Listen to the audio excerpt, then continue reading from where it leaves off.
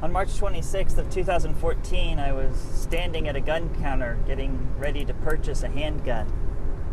I wasn't looking for anything high quality or that would last a lifetime. In fact, I really only needed it to fire one bullet.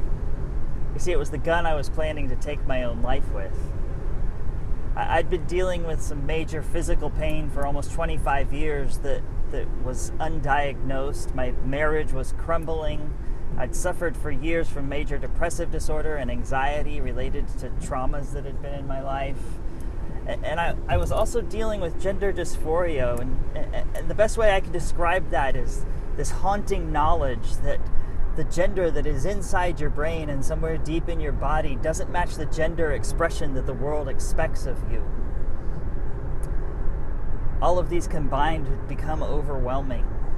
And as I've learned and studied more about this community, which you probably know is transgender or transsexual, I learned that among us, nearly 40% of us either plan or attempt to take our own lives.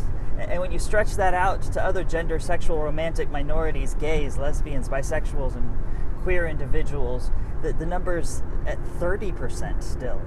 And when you compare that to the general population, where the number is only 3 to 4% of people who attempt to take their own lives, those numbers should be incredibly alarming. And to add on top of that distress is that I've noticed in my own life and in the lives of those I've talked to, the source of our fear and our anxiety and our sense of rejection comes from what we hear preached in the pulpits as we sit in the pews in our faith communities across the country. The very places that aspire to bring such great things like faith, hope, and love into our lives are actually robbing us of those very, very sacred elements that anybody should be entitled to.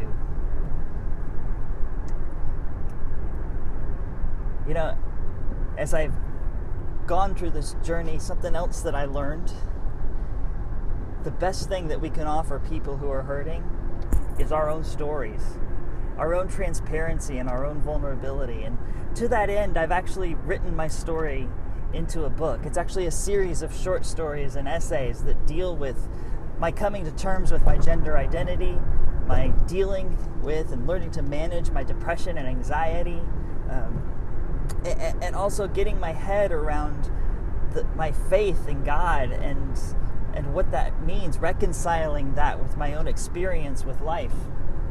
What I learned is that it's not so much this God-shaped hole in my heart that I've been born with, but this God-shaped box that I had built in my head that I was trying to keep him in. And as I let go of the box, as I let him out of it, let God out of it, and God got bigger and more complex and more beautiful than I had ever imagined he could be, I found more and more healing in my own heart.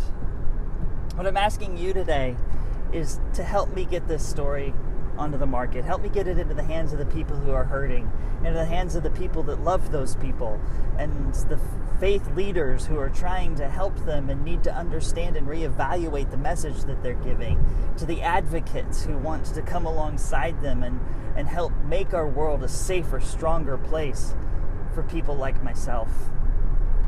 I'm asking for gifts of $100, $500, $1,000. It's not going to take much. And once we get this story out there, it's going to increase the opportunities that I get to meet those people face to face, to look them in the eye, to tell them that they are loved, to tell them that there is hope, that they can have faith, that tomorrow is worth striving for. I walked away from the counter that day, but my heart still bleeds for those who never did. My heart still bleeds for those who are going to be metaphorically standing at that counter, making the same plans, having the same thoughts, living in the same darkness that I lived in. I'm asking you to help me change that. Help me get this story out. Click on one of the links that are around this video. Help me make a difference. Thank you.